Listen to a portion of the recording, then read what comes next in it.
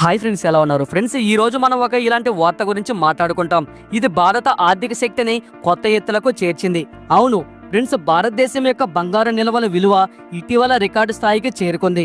మరియు ఇదంతా ఆర్బీఐ యొక్క స్మార్ట్ వ్యూహం యొక్క అద్భుతం. కానీ ఇది కేవలం బంగారం యొక్క మెరుపు మాత్రమే కాదు, భారత ఆర్థిక వ్యవస్థ మరియు దౌత్యం యొక్క బంగారు యుగం. ఎందుకంటే వార్తలు వస్తున్నాయి, భారతదేశం యొక్క అదృష్టం మెరుస్తోంది.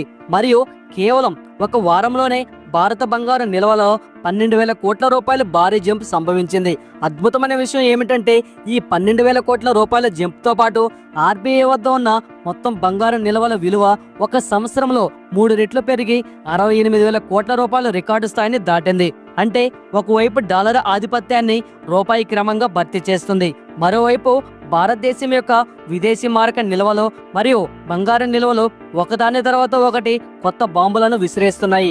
ఇవి ప్రస్తుతం ప్రపంచవ్యాప్తంగా ఉన్న అల్లకల్లోలానికి గట్టి సమాధానం ఇస్తున్నాయి. రాండి ఈ అభివృద్ధిని సులభమైన పదాలలో అర్థం చేసుకుందాం. కానీ ముందుకు వెళ్లే ముందు ఈ వీడియోకు ఒక లైక్ చేసి ఛానల్ను సబ్స్క్రైబ్ చేయండి. ఎందుకంటే ఇది మీకు ఒక సెకండ్ పని, కానీ ఇది మాకు చాలా పెద్ద సహాయం. ఫ్రెండ్స్, మొదట బంగారు నిల్వ అంటే ఏమిటో అర్థం చేసుకుందాం. బంగారు నిల్వ అంటే ఒక దేశం యొక్క సెంట్రల్ బ్యాంక్ భారతదేశంలో ఆర్బీఐ తన వద్ద ఉంచుకునే బంగారం. ఈ బంగారం దేశం యొక్క ఆర్థిక స్థిరత్వానికి చిహ్నం. ఆర్థిక వ్యవస్థలో ఏదైనా సంక్షోభం వస్తే స్థానిక కరెన్సీ విలువ పడిపోవడం లేదా విదేశీ రుణాలు పెరగడం వంటివి జరిగితే బంగారు నిల్వలు దేశాన్ని కాపాడడంలో సహాయపడతాయి. కానీ ప్రధాన వార్త ఏమిటంటే బంగారం ధరలు నిరంతరం పెరుగుతున్న నేపథ్యంలో భారత బంగారు నిల్వల విలువ 80 కోట్ల రూపాయలకు చేరుకుంది. ఇందులో గత వారంలోనే సుమారు 1000 కోట్ల రూపాయల పెరుగుదల కనిపించింది. ప్రస్తుతం భారతదేశం వద్ద 879 టన్నుల బంగారం ఉంది. ఇది ప్రపంచంలో 9వ అతిపెద్ద బంగారం నిల్వ. అయితే మొదటి స్థానంలో అమెరికా 8,133 టన్నులతో, రెండవ స్థానంలో జర్మనీ 3,352 టన్నుల బంగారు నిల్వలతో ఉన్నాయి. కానీ గత కొన్ని సంవత్సరాలలో భారతదేశం తన ర్యాంకింగ్లో అద్భుతమైన మెరుగుదల సాధించింది. ఎందుకంటే 1991లో భారత ఆర్థిక వ్యవస్థ సంక్షోభం ఉన్నప్పుడు భారతదేశం తన బంగారు నిల్వలలో కొంత భాగాన్ని విదేశీ బ్యాంకులలో తాకట్టు పెట్టవలసి వచ్చింది. అయినప్పటికీ ఆ బంగారాన్ని క్రమంగా దేశంలోకి తీసుకువస్తున్నారు. కానీ ఈ రోజు భారతదేశం బంగారాన్ని కొనడమే కాకుండా ప్రపంచానికి తన శక్తిని కూడా చూపిస్తుంది. ఇప్పుడు ఒక ప్రశ్న వస్తుంది, భారత బంగారు నిల్వల విలువ ఒక్కసారిగా ఎందుకు ఇంతగా పెరిగింది? దీనికి 2 ప్రధాన కారణాలు ఉన్నాయి. మొదటిది బంగారం ధరలో జంపు. ఎందుకంటే ఏప్రిల్ 2025లో బంగారం ధర రికార్డు స్థాయిలో ఉంది. ప్రస్తుతం 24 క్యారెట్ బంగారం ధర 10 గ్రాములకు 7,730 రూపాయలు. ప్రపంచవ్యాప్తంగా వాణిజ్య యుద్ధాలు బలహీనమవుతున్న యుఎస్ డాలర్ మరియు ఆర్థిక అనిశ్చితి కారణంగా బంగారం డిమాండ్ పెరిగింది. దీనితో దాని ధర కూడా వేగంగా పెరుగుతోంది. రెండవది ఆర్బీఐ స్మార్ట్ గా కొనుగోలు చేస్తుంది. గత కొన్ని సంవత్సరాలలో ఆర్బీఐ బంగారు నిల్వలను పెంచడంపై దృష్టి సాధించింది. 2024లో ఆర్బీఐ 72 టన్నుల బంగారాన్ని కొనుగోలు చేసింది మరియు 2025లో కూడా ఈ సిలసిల కొనసాగుతుంది. జనవరి మరియు ఫిబ్రవరి డేటాను మాత్రమే ఆర్బీఐ విడుదల చేసింది. కానీ అందులోనే 2.8 టన్నులకు పైగా బంగారం కొనుగోలు జరిగింది. ఆర్బీఐ లండన్ మరియు స్విట్జర్లాండ్ వంటి మార్కెట్ల నుండి బంగారాన్ని కొనుగోలు చేసి తన నిల్వలను బలోపేతం చేసింది. ఇది ఎందుకు అవసరమని మీరు అడిగితే, బంగారం ఒక సేఫ్ హెవెన్ ఆస్తి. అంటే ప్రపంచంలో భౌగోళిక రాజకీయ ఉద్రిక్తలు పెరిగినప్పుడు, రష్యా యుక్రెయిన్ యుద్ధం లేదా అమెరికా చైనా వాణిజ్య యుద్ధం వంటివి జరిగినప్పుడు అన్ని దేశాల బంగారం వైపు పరిగెత్తుతాయి. ఈసారి భారతదేశం ఈ అవకాశాన్ని సద్వినియోగం చేసుకుంది.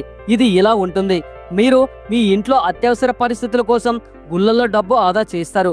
అలాగే బంగారు నిల్వల భారతదేశం యొక్క ఆ గుళ్ళ ఇది సంక్షోభంలో ఉపయోగపడుతుంది. ఫ్రెండ్స్, భారతదేశం బంగారు నిల్వలను పెంచడం కేవలం ఆర్థిక వ్యూహం మాత్రమే కాదు, దౌత్యపరమైన మాస్టర్ స్ట్రోక్ కూడా. బంగారు నిల్వలను పెంచడం ద్వారా భారతదేశం ప్రపంచానికి చూపించింది, మేము ఆర్థిక మరియు భౌగోళిక రాజకీయ స్థాయిలో బలంగా ఉన్నామని. బ్రిక్స్ దేశాలతో కలిసి యుఎస్ డాలర్ ఆధారితను తగ్గించే ప్రయత్నంలో భారతదేశం ఉంది. ఇటీవల మేము మీకు ఒక వార్త చెప్పాము. బ్రిక్స్ సమ్మిట్లో భారతదేశం స్థానిక కరెన్సీ, వాణిజ్యం మరియు బంగారం ఆధారిత వాణిజ్య వ్యవస్థను ప్రతిపాదించింది. ఇది భారత దౌత్యం యొక్క పెద్ద అడుగు. అదే సమయంలో అమెరికాతో సమతుల్యత ఆటను కూడా భారతదేశం ఆడుతుంది. డొనాల్డ్ ట్రంప్ భారతదేశంపై 26% టారిఫ్లు విధించారు. అయినప్పటికీ ఇది 3 నెలల పాటు హోల్డ్లో ఉంచబడింది. కానీ భారతదేశం సమాధానంగా అమెరికా ఉపరాష్ట్రపతిని తన దేశంలోకి ఆహ్వానించింది. తద్వారా వాణిజ్య యుద్ధం సమస్యను పరిష్కరించి $500 బిలియన్ వాణిజ్య ఒప్పందాలపై చర్చలు జరపవచ్చు.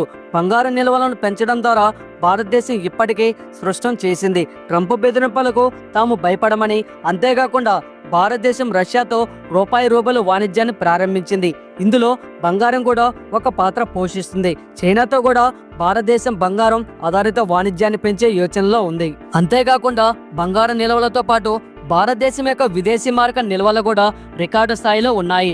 భారతదేశం యొక్క ఫారెక్స్ నిల్వలు $787 బిలియన్ చేరుకున్నాయి. ఇది ప్రపంచంలోనే 4వ అతిపెద్దది.